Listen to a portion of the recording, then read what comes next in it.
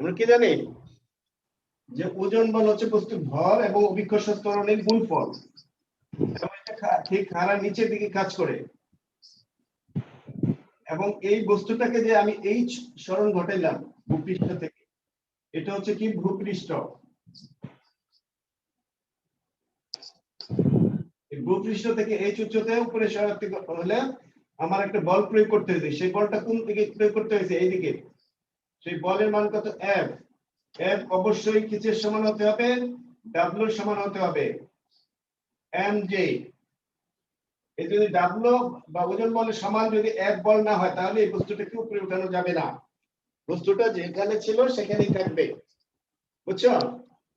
কিন্তু কিন্তু এই ডাব্লিউ বলের থেকে যদি বেশি বল প্রয়োগ করতাম, ওজন বলের থেকে বেশি বল প্রয়োগ করলে বস্তুটা একটু ত্বরণ থাকতো, বস্তুটা উপরের দিকে একটা ত্বরণ কাজ করতো। সেই ত্বরণ অভিকর্ষ ত্বরণের থেকে একটু বেশি হতো।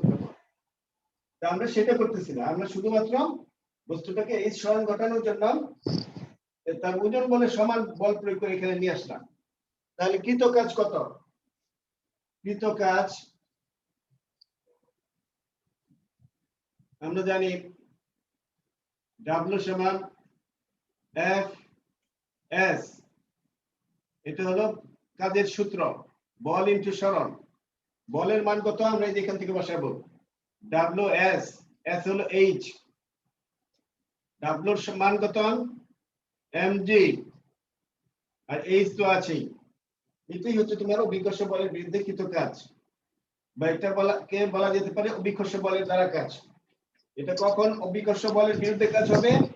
যখন আমি বস্তুটাকে ভূপৃষ্ঠ থেকে এইচ উচ্চতায় নিয়ে যাব, তখন এটা হবে অভিকর্ষ বলের বিরুদ্ধে কাজ, কৃত কাজ। আবার কখন এটা অভিকর্ষ বলের দ্বারা কাজ হবে? কখন? আমি আবার বলতেছি, অভিকর্ষ বলের দ্বারা কাজ তখন হবে যখন আমি এইচ উচ্চতা থেকে বস্তুটাকে ছেড়ে দিব। বস্তুটাকে যখন আমি বল প্রয়োগ করে ছাড়বো না, শুধুমাত্র ছেড়ে দিব। এইভাবে এই করলে আমি বল প্রয়োগ করলাম আর কি। কিন্তু আমি যদি শুধুমাত্র ছেড়ে দেই, তখন অভিকর্ষ বলের দ্বারা কাজ হবে, তখন হবে এই পরিমাণই কাজ হবে। কিন্তু তখন সেটা হবে কি ধনাত্মক কাজ। আর এটা যখন আমি নিচে থেকে উঠাবো উপরের দিকে, তখন এটা হবে অভিকর্ষ বলের বিরুদ্ধে কাজ, এবং সেটা হবে ঋণাত্মক কাজ। কিন্তু আমি যে কর্তা, আমার কর্তার সাপেক্ষে এটা আমার ধনাত্মক কাজ হবে, কর্তার বলের দ্বারা কৃত কাজ হবে। তখন আমরা আগে বলছি গত ক্লাসে, বলের দ্বারা কাজ হচ্ছে ধনাত্মক কাজ, আর বলের বিরুদ্ধে কাজকে বলা হচ্ছে ঋণাত্মক কাজ। মনে আছে? ঋণাত্মক কাজ। হ্যাঁ, মনে জি আছে। স্যার। আচ্ছা, যাই হোক, আপাতত তোমার এই ফর্মুলাটা মনে রাখতে হবে, এটা অনেক ক্ষেত্রে মানে ব্যবহার করা হয়।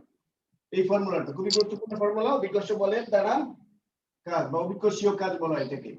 এটা কি বলা হচ্ছে? কি অভিকর্ষীয় কাজ।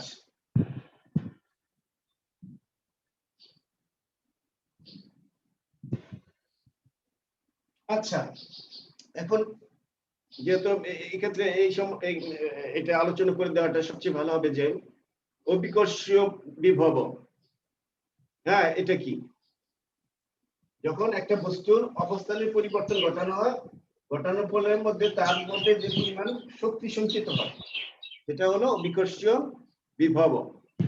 না, সেটা আমরা পরে আমরা আলোচনা করার কথা, কিন্তু এইখানে আলোচনা করতেছি যেহেতু তোমাদের বিষয়টা একটু বুঝতেছো, এটা সংশ্লিষ্ট বিষয়টা এখানে আলোচনা করলে সবচেয়ে তোমার হৃদয়ঙ্গম হবে।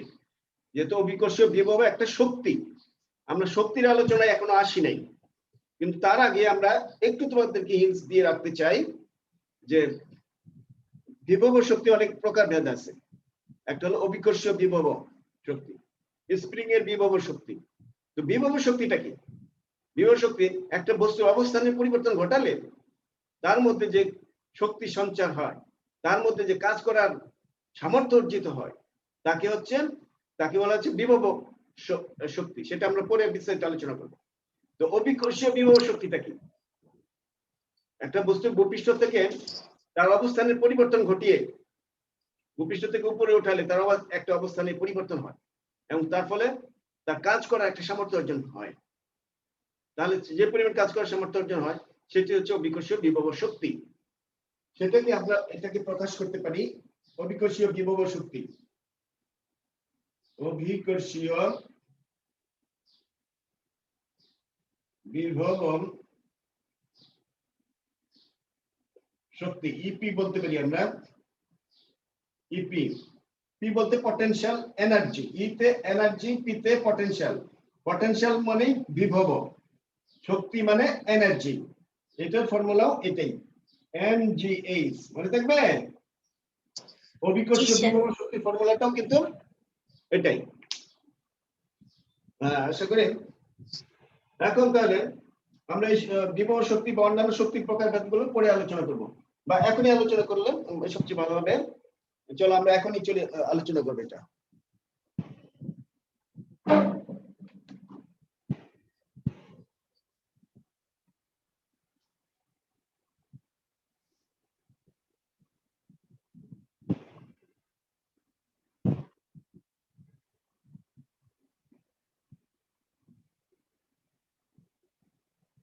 আচ্ছা, ওই যে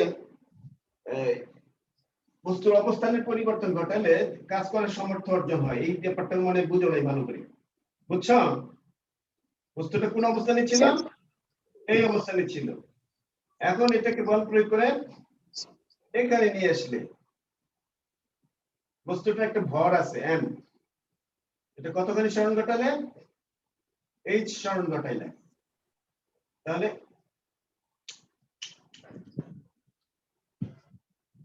বস্তুটির চিত্রে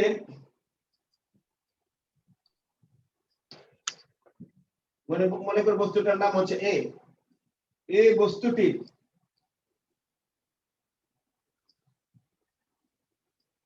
এইচ উচ্চতায় উঠলে কৃত কাজ, কৃত অভিকর্ষীয় কাজ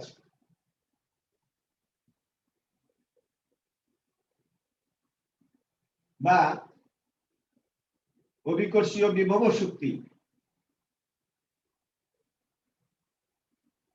বিভব শক্তি ইপি সমান কত বলবো আমরা? ইএমজি এইচ, কারণ এইচ উচ্চতায় উঠেছে। এখন কেন সেই কতখানি কাজ করার সামর্থ্য অর্জন করছেন? ইপি পরিমাণ কাজ করার সামর্থ্য অর্জন করছে। সামর্থ্য অর্জন করার ব্যাপারটা কি? এখন বস্তুটাকে তুমি যদি এখান থেকে তুমি হাত সরিয়ে ফেলো, বস্তুটা কিন্তু নিজে নিজেই ভূপৃষ্ঠে ফিরে আসবে, বুঝছো? এই নিজে নিজে ভূপৃষ্ঠে ফিরে আসাটা এটাই কি ওর কাজ হবে? এটাই তার সামর্থ্য, এই কাজ করার সামর্থ্য। সে নিজে নিজে কাজ করে তার একটা অবস্থান পরিবর্তন করতেছে। কিন্তু আমি এইখানে মনে করে একটা বস্তু রাখলাম, এখন সে একটু এদিকে আসবে নিজে নিজে? না, এদিকে আসতে পারবে না। যদি আমি বল প্রয়োগ করি তাহলে যাবে। হ্যাঁ, আমি যদি বল প্রয়োগ করি তাহলে সে যেতে পারবে, আদারওয়াইজ সে যাবে না। কিন্তু আমি যখন ভূপৃষ্ঠ থেকে উপর নিচ বরাবর সরণ ঘটাই, তখন এর মধ্যে কাজ করার একটা সামর্থ্য অর্জন হয়। সেই কাজ করার সামর্থ্যটাই হলো তোমার বিভব শক্তি। সেই শক্তি খাটে এসে আবার নিজের অবস্থানে ফিরে আসতে পারি। এখানে আমার আর নতুন করে বল প্রয়োগ করে সরণ ঘটানোর প্রয়োজন হয় না, বুঝছো? তাহলে আমরা চলে এখন শক্তির আলোচনায় চলে যাই। শক্তি কি বলতে পারো কেউ? হ্যালো স্টুডেন্ট, শক্তি কি এটা তোমরা সংজ্ঞা দিতে পারো? তোমাদের অষ্টম শ্রেণীতে এই সংজ্ঞা ছিল না, শক্তির আলোচনা ছিল না। তবে এতদিন যেহেতু তোমাদের ক্লাস চলে যায়, তোমাদের না পারারই কথা।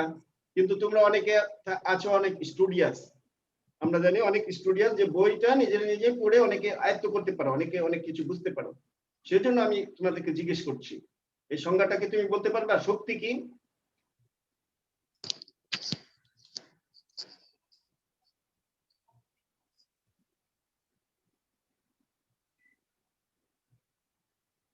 শক্তির ইংরেজি প্রতিশব্দ হচ্ছে এনার্জি। এনার্জি, যে আমার এনার্জি নাই, আমি আর কিছু করতে পারবো না, আমার অনেক ক্ষুধা লেগেছে, আমার এনার্জি শেষ, বলে না? সারাদিন রোজা রেখে আমি আর হাঁটতে পারছি না, আমার সব এনার্জি শেষ। আসলে কি এরকম মনে হয়? আল্লাহ তাআলা রোজা যারা রাখে তাদের উপর রহমত বর্ষণ করেন, তার ফলে দেখা যায় যে তাদের শক্তির কোনো শেষ হয় না। তো যাকে সেই শক্তিটার আলোচনা করতেছি আমরা। তোমরা শক্তির সংজ্ঞা কেউ বলতে পারবে? ইয়েস না বলো তোমরা। না স্যার। আচ্ছা sir. আমি বলছি, ওই যে তুমি আগে যে সংজ্ঞাটা বললাম বিভব শক্তির সংজ্ঞাতে, সেই শক্তির সংজ্ঞাটা কিছুটা পরিচয় পাওয়া যায়। সংজ্ঞাটা যে পরিমাণ শক্তি অর্জন করে, যে পরিমাণ কাজ করার সামর্থ্য অর্জন করে, যে পরিমাণ কাজ করার সামর্থ্য অর্জন করে একটি বস্তুকে ভূপৃষ্ঠ থেকে এই উচ্চতায় উঠালেন, বস্তুটি কাজ করার যে সামর্থ্য অর্জন করে সেটি হচ্ছে তার বিভব শক্তি, সেটি হচ্ছে তার বিভব শক্তি। এখন শক্তির সংজ্ঞাতেও আমরা এই সামর্থ্যের কথাটা, ব্যাপারটা আছে, বুঝছো? একটি বস্তুর কাজ করার সামর্থ্যকেই তার শক্তি বলে। একটি বস্তুর মধ্যে যে পরিমাণ কাজ করার সামর্থ্য নিহিত থাকে তাই হচ্ছে ওই বস্তুর শক্তি। শক্তি। বুঝছো? জি এটা স্যার। আমরা একটু লিখো তোমরা খাতায় লিখো সংজ্ঞাটা, বইতে আছে অবশ্যই। তারপর এখানে আমি একটু ভালো করে লিখে দিচ্ছি, তোমরা লিখো। লেখা শেষ। কোন বস্তুর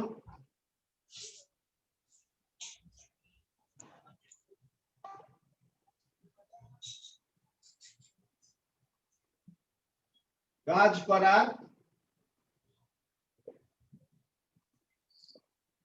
যে সামর্থ্য বিদ্যমান থাকে বা নিহিত থাকে, বিদ্যমান বা নিহিত থাকে, তাকে ওই বস্তুর শক্তি বলে। শক্তি বলে। সংজ্ঞাটা লিখছ? জি স্যার। জি স্যার।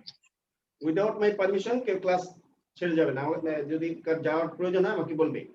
আর কারো যদি নেটে সমস্যা থাকে বা অন্য কোনো তড়িৎ সংক্রান্ত সমস্যা থাকলে সেটা ভিন্ন কথা, আদারওয়াইজ আমাকে বলে যাবে। আর তোমাদের আগামীকালও ক্লাস আছে, সেই ক্লাসে সময় মতো যোগদান করবে। আরো তোমাদের অন্যান্য সহপাঠীদের বলবে। আর আমাকে আমার ফোন নাম্বার যদি প্রয়োজন হয় আমার ফোন নাম্বার নেবে, বুঝছো? ঠিক আছে, সংখ্যাটা লিখো। কোন বস্তুর মধ্যে কাজ করার যে সামর্থ্য বিদ্যমান বা নিহিত থাকে তাকে ওই বস্তু শক্তি বলে। লিখেছ? জি স্যার। জি স্যার। এখন আমরা এই সামর্থ্যটা ব্যাপারটা কি, কারণ শক্তির একক কি? জুল। শক্তির একক জুল। হলো জুল। এটা কিন্তু কাজের একক, বুঝছো? কাজের একক জুল, শক্তির একক জুল। আমরা কাজের এককটা আগে আলোচনা করছি, জুল, 1 জুল।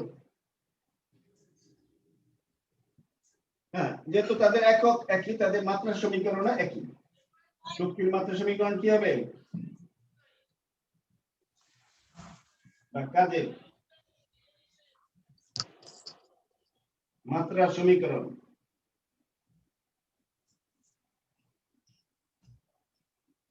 এই মাত্রা সমীকরণটা অনেক সময় প্রয়োজন হয়। তাহলে একটা রাশিটার প্রকৃতি বোঝা যায়, রাশিটা কি জিনিস হতে পারে, তার একক কি হতে পারে, বুঝছো? এই মাত্রা সমীকরণ অনেক সময় অবজেক্টিভ প্রশ্নগুলোর মধ্যে থাকে। আচ্ছা, শক্তি বা কাজের মাত্রা সমীকরণ একই হবে কিনা? একই হবে কেন? যদি তাদের একক একই হয় তবে রাশি দ্বয়ের মাত্রা সমীকরণ একই হবে। আমি আবার বলতেছি, যখন দুইটা রাশি, দুই বা ততোধিক রাশির একক একই হয় তখন তাদের মাত্রা সমীকরণও একই হবে। সেই জন্য শক্তি বা কাজের মাত্রা সমীকরণ একই হবে। সেটা কি হবে? ই যদি এনার্জি হয় এটা কিন্তু থার্ড ব্র্যাকেট দাও, মাত্রা সমীকরণ বোঝায়। থার্ড ব্র্যাকেটে কি বোঝায়? মাত্রার সমীকরণ বোঝায়। এটা একক হবে কি এম এল এল স্কয়ার টি ইনভার্স 2। এটি হচ্ছে তোমার কাজের মাত্রার সমীকরণ, এটি হচ্ছে তোমার শক্তির মাত্রার সমীকরণ। এটা এদিকে তুমি কাজের কথাটা দিতে পারো ডাব্লিউ থার্ড ব্র্যাকেট। হ্যাঁ, তোমাদের এখানে কনফিউশন লাগতে পারে যে এই ডাব্লুটা কি। তো কিছুক্ষণ আগে আমি লিখেছিলাম সেটা ছিল ওজন বল। ওজন বল, ওজন শব্দের ইংরেজি শব্দ হচ্ছে ওয়াইট, তার প্রথম অক্ষর কি ডাব্লু, এই জন্য সেটা আমরা ডাব্লু ব্যবহার করি। আবার কাজ শব্দটা ইংরেজি শব্দ হচ্ছে ওয়ার্ক, তার আগে প্রথম অক্ষর ডাব্লু। তার মানে এই জিনিসটা হচ্ছে শক্তির মাত্রা, এই জিনিসটা হচ্ছে কাজের মাত্রা, একই। আচ্ছা, এখন শক্তির কাজের একক একই হওয়ার কারণটা কি সেটা একটু অনেক সময় প্রশ্ন থাকতে পারে, এই প্রশ্ন আকারে থাকতে পারে। শক্তি ও কাজের একক একই কেন, ব্যাখ্যা করো, এরকম প্রশ্ন থাকতে পারে। আবার এই প্রশ্ন থাকতে পারে শক্তি ও কাজের মাত্রা একই কেন, একই কেন, এই প্রশ্ন থাকতে পারে। বুঝছো? তুমি এই দ্বিতীয় প্রশ্নের উত্তর দেওয়ার আগে তুমি প্রথম প্রশ্নের উত্তরটা দাও।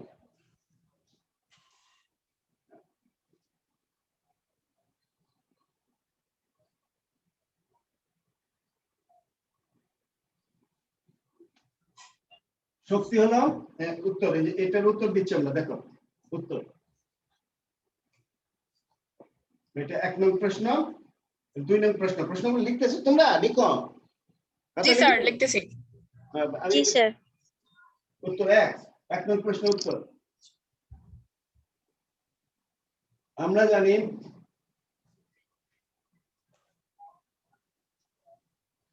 শক্তি হলো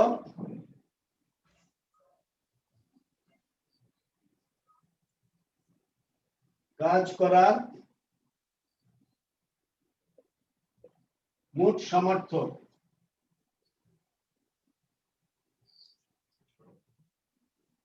মোট সামর্থ্য, তাই না?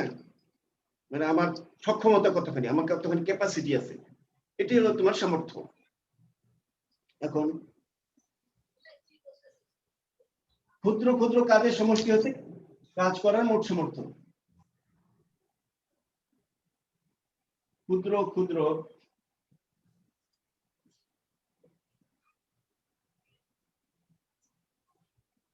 কাজের সমষ্টি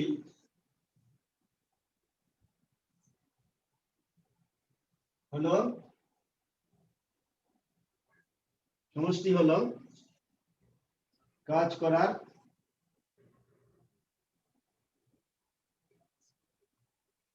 মোট সামর্থ্য। এখানে আমরা যখন একই জাতীয় রাশি যোগ করি, যোগ করলে যোগফলের এককও ওই রাশিগুলোর এককের সমান থাকে। কারণ তুমি যখন ক্ষুদ্র ক্ষুদ্র কাজ যোগ করবা, ওই কাজ জাতীয় জিনিসই তোমার যোগ করতে হবে। কাজের সময় বল যোগ করতে পারবে না, কাজের সাথে তুমি ভরবেগ যোগ করতে পারবে না, শুধু কাজই যোগ করতে হবে। এখন যোগ করার পর যে ফলটা পাবে, যোগফল, তার একক হবে ওই রাশিটার একক। তুমি 4 জনের বয়স যোগ করো, সবার বয়সের সাথে আমরা কি একক দেব? বছর। ওর বয়স 3 বছর, ওর বয়স 5 বছর, ওর বয়স 8 বছর। এই 3, 5, 8 এটা যখন যোগ করব 8 8 16 বছর হবে। তাহলে এই যোগফলটার সাথে আমার বছর কথাটা যোগ থাকে। বছর হলো তোমার এখানে একক, রাশির একক। ঠিক এরকম ভাবে ক্ষুদ্র ক্ষুদ্র কাজ যখন যোগ করবা, এই যোগফলের মধ্যে তোমার ওই কাজের এককটা থাকবে। সেই জন্য কাজ করার মোট সামর্থ্যটা যেহেতু শক্তি, কাজ করার মোট সামর্থ্য যেহেতু শক্তি, সুতরাং শক্তির এককও ওই কাজের একক একই হয়। বুঝছো?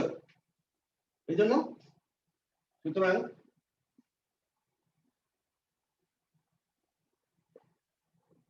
শক্তির একক সমান সমান কাজের একক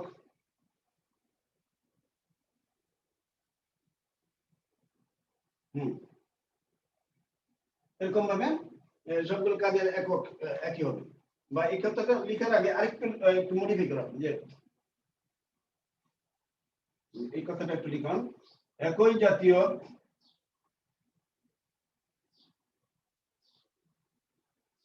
রাশি যোগফল বা সমষ্টি একক সমষ্টির একক ওই রাশিটির এককের সমান হয় তাই এই কথাটা এখন লিখলে ভালো হবে। কি লিখবা? তাই আমরা কি লিখতে পারি?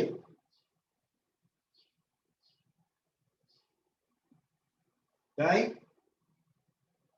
শক্তির একক সমান কাজের একক সমান সমান 1 জুল বা 1 জুল।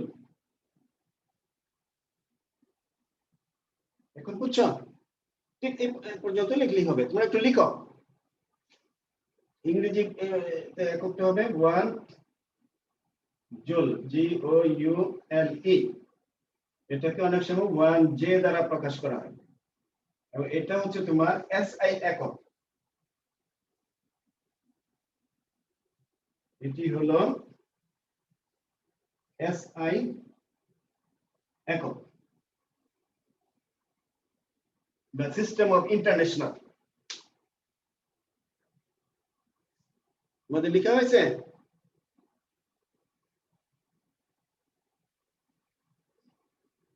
লিখো।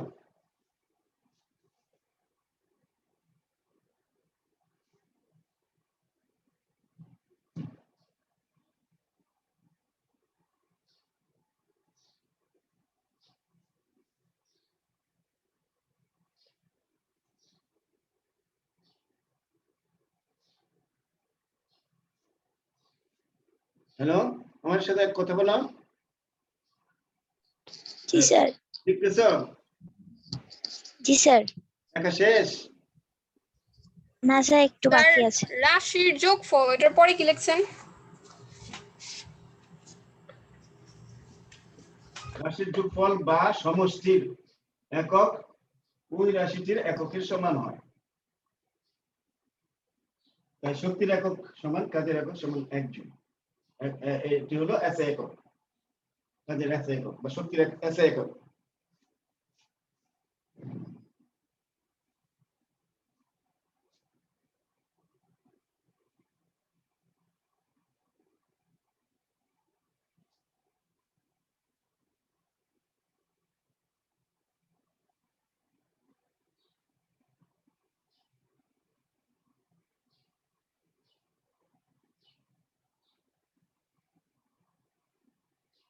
লেখা শেষ হলে আমাকে বলবে।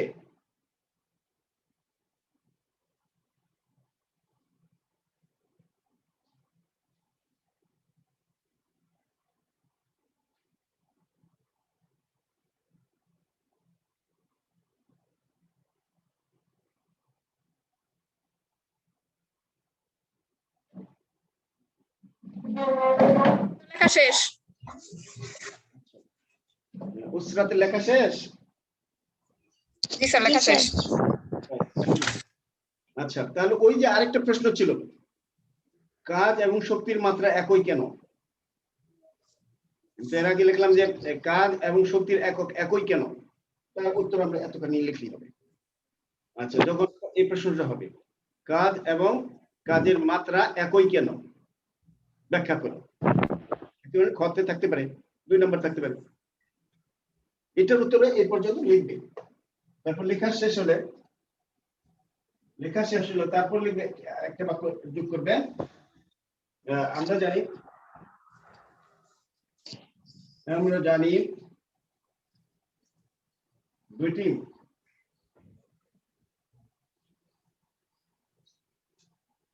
দুইটি রাশির একক একই হলে উহাদের মাত্রাও একই হয়। সেজন্য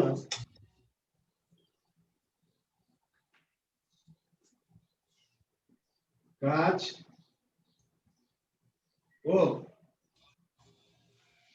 শক্তির মাত্রা একই। এটুকু বুঝছো? ওই কথাটুকু লেখার সাথে এই দুটো কথা এইটুকু কথা তোমাদের নতুন আরো বেশি যোগ করে দিতে হবে।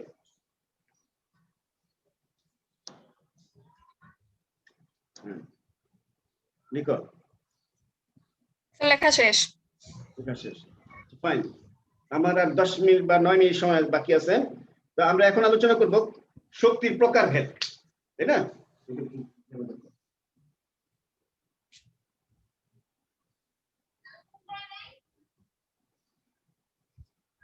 তোমরা বই খুলে দেখো তো কত প্রকার আছে তোমাদের বইতে।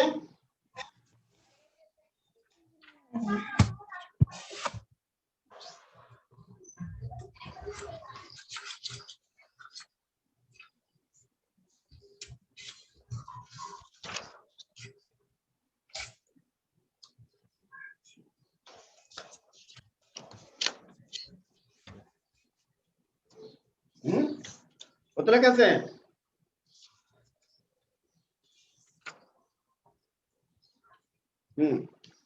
এটা তাহলে তোমরা ভালো করে দেখে নিবে। 8 প্রকার শক্তির প্রকার। আর আধুনিক পদার্থবিজ্ঞানের ভিত্তিতে আরো এক প্রকার যান্ত্রিক শক্তি, তাপ শক্তি, শব্দ শক্তি, আলোক শক্তি, চৌম্বক শক্তি, বিদ্যুৎ শক্তি, রাসায়নিক শক্তি, নিউক্লিয় শক্তি ও সৌর শক্তি। কয় প্রকার আছে? মোট কয় প্রকার? 9 প্রকার। 9 প্রকার। হ্যাঁ স্যার, 9 প্রকার। 8 প্রকার অনেক বইতে লেখা ছিল, কিন্তু এখন আধুনিক পদার্থবিজ্ঞানের সুবাদে আরো কিছু প্রকার এখানে বের হয়েছে এবং শক্তির মোট প্রকার হচ্ছে 9 প্রকার। তার মধ্যে যান্ত্রিক শক্তি হলো খুবই অন্যতম, অন্যান্য শক্তিগুলো খুবই অন্যতম। তার মধ্যে আমরা এখন আলোচনা করব সেই যান্ত্রিক শক্তি। যান্ত্রিক শক্তিটা আবার 2 প্রকার। কি কি বলতে পারো? গতিশক্তি ও স্থিতিশক্তি। বিভব শক্তি এবং গতিশক্তি। গতিশক্তি ও বিভব শক্তি। বিভব শক্তির আরেক নাম হচ্ছে স্থিতিশক্তি। ইংরেজি প্রতিশব্দ হচ্ছে পটেনশিয়াল এনার্জি, বুঝছো? আর গতিশক্তির ইংরেজি প্রতিশব্দ হচ্ছে কাইনেটিক এনার্জি, বুঝছো? তো আমরা বিভব শক্তির আলোচনা মোটামুটি করেছি। কি বিভব শক্তি কি কি? একটা হলো অভিকর্ষীয় বিভব শক্তি আছে, স্প্রিং এর বিভব শক্তি আছে, আরো কিছু থাকতে পারে। মূল কথা এক কথায় বিভব শক্তির সঙ্গে হচ্ছে একটি বস্তুর অবস্থানের পরিবর্তনের কারণে উহার মধ্যে কাজ করার যে সামর্থ্য অর্জন হয় তাকে ওই বস্তুটির বিভব শক্তি বলে। বলো তো দেখে। উসরাত বললাম, আফিফা উসরাত, আমি যে বললাম এটা শুনে তুমি এখন বলতে পারবে বিভব শক্তির সংজ্ঞা? না স্যার। সারা, মাহের আফরোজ সারা। স্যার মেহের আফরোজ সারা। মেহের আফরোজ সারা, বলো তো দেখি। কোন বস্তুতে বল প্রয়োগ করার ফলে তার যে কাজ করার সামর্থ্য অর্জিত হয় তাকে বস্তুর অভিকর্ষীয় শক্তি বলে। বলো না, আমি অভিকর্ষ বিভব বা স্প্রিং বিভব ওগুলো বলার দরকার নেই, তুমি ইন জেনারেল সংজ্ঞাটা বলতে হবে। হোয়াট ইজ বিভব শক্তি? আমরা এখানে একটু লিখি যান্ত্রিক শক্তি। আগে আচ্ছা আমরা ভালো করে লিখি শক্তি। শক্তির প্রকারভেদ, একটা হচ্ছে যান্ত্রিক শক্তি,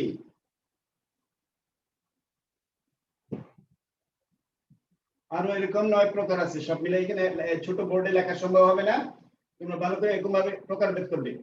এই যান্ত্রিক শক্তিটা আবার 2 প্রকার, এরকম একটা প্রবাহ চিত্র, ক্লাসিফিকেশন বা শ্রেণী বিভাগের একটা প্রবাহ চিত্র তোমরা লিখে আনবে। আমি আগামীকাল ক্লাসে দেখবো। যান্ত্রিক শক্তি হলো কি? বিভব শক্তি এবং গতি শক্তি, ঠিক আছে? তাহলে এই বিভব শক্তি আবার অনেক প্রকার থাকতে পারে, এখানে আমরা এই বইতে আলোচনা করব। অবিকর্ষীয় বিভব শক্তি,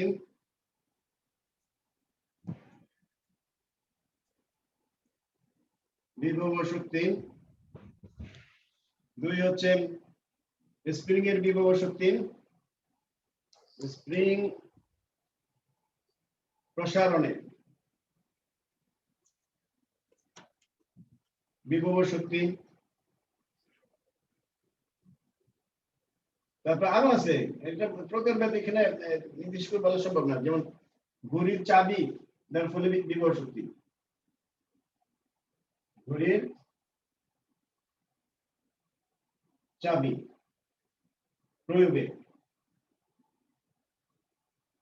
বিভব শক্তি।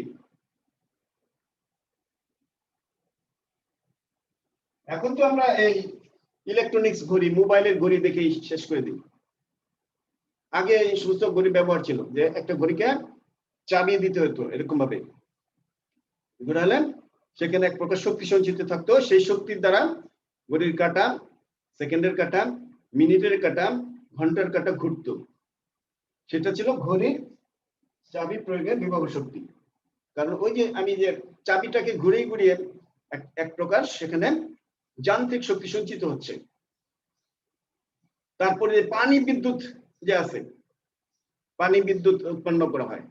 এই কাপ্তাই একটা নদী আছে, কর্ণফুলী নদী, তার মধ্যে বাঁধ দিয়ে কাপ্তাই জলবিদ্যুৎ কেন্দ্র, হ্যাঁ, পানিকে আটকানো হয়। পানি আটকালে পানি উপর লেভেলের পানি, উপর লেভেল থেকে পানি নিচের লেভেলে খুব দ্রুত বেগে গড়িয়ে চলে, বুঝছো? সেটাও এক ধরনের বিভব শক্তি, সেটা অবিকর্ষীয় বিভব শক্তির মধ্যে পড়ে। আর স্প্রিং এর বিভব শক্তিটা কি? স্প্রিংটা এতখানি লম্বা থাকে নরমালি, এটাকে যদি এতখানি লম্বা করি তারপর ছেড়ে দেয়, দ্রুত এখানে চলে আসে, ফিরে আসে। হ্যাঁ, তখন কি একটা আঘাত লাগে না গায়ে? ওটা তো একটা শক্তি। তার মানে স্প্রিং এর অবস্থান যে আমি পরিবর্তন করতে, তার ফলে তার মধ্যে একটা শক্তি সঞ্চিত থাকতেছে। তারপর আমি এখানে ধাক্কা মারি নাই, কিন্তু আমি শুধু ছেড়ে দিছি বলে সে নিজের কাজ, যে তার শক্তি তার মধ্যে সঞ্চিত ছিল, সেই শক্তি খাটায় সে আগের অবস্থায় ফিরে আসতেছে। এটাই তার এক ধরনের বিভব শক্তি, স্প্রিং এর বিভব শক্তি। ঠিক যেরকম ওই যে প্রথম ক্ষেত্রে আমরা যে একটা বক্সকে উপরে নিয়ে ছেড়ে দিছিলাম, হ্যাঁ হ্যাঁ, ওটা হলো অবিকর্ষীয় বিভব শক্তি। তার অবস্থানের পরিবর্তন ঘটালে তার মধ্যে এক প্রকারের কাজ করার সামর্থ্য অর্জিত হয়। এটাকে বলা হচ্ছে বিভব শক্তি, বুঝছো? এবং স্প্রিং এর বিভব শক্তির রাশিমালাটা আমরা আগামীকাল দেব। আর আজকে যে অবিকর্ষীয় বিভব শক্তির রাশিমালাটা দিয়ে দিছি। আর আজকে আমাদের সময় আর 1 মিনিট সময় বাকি আছে, যেহেতু আর সময় নেই, আমরা আর তাহলে বিভব শক্তির সংজ্ঞা আমরা এইভাবে লিখতে পারি যে কোন বস্তুর অবস্থান পরিবর্তন করলে তার মধ্যে যে কাজ করার সামর্থ্য সঞ্চিত হয় তাকেই বিভব শক্তি বলে। Very good. কে বলছো? মেহের। খুব সুন্দর বলছো। জি, এটাই আর কি। ইন জেনারেল তুমি যখন বিভব শক্তির সংজ্ঞা দিবে, একটি বস্তুর সংজ্ঞাটা হবে এরকম: একটি বস্তুর অবস্থানের পরিবর্তন ঘটালে উহার মধ্যে কাজ করার যে সামর্থ্য অর্জিত হয়, তাই হচ্ছে বস্তুটির বিভব শক্তি। স্প্রিং এর বিভব শক্তি হতে পারে, এটা অবিকর্ষীয় বিভব শক্তি হতে পারে, এটা ঘড়ির চাবির বিভব শক্তি হতে পারে, ইত্যাদি হতে পারে, তাই না? তো আজকে আমাদের টাইম শেষ। আগামীকালও ক্লাস আছে এই সময় থেকে 12টার দিকে। তোমরা আরো সবাই মিলে জয়েন করবে, অন্যান্য সবাইকে, সহপাঠীদেরকে তোমরা ফোন করে জানাবে। তো সবাই ভালো থেকো। আগামীকাল আমরা গতি শক্তির নিয়ে আলোচনা করবো, এই জন্য তোমরা একটু অ্যাডভান্স পড়ে আসবা, ওইটা একটু অ্যাডভান্স পড়ে আসবা। সবাই ভালো থেকো। আল্লাহ হাফেজ।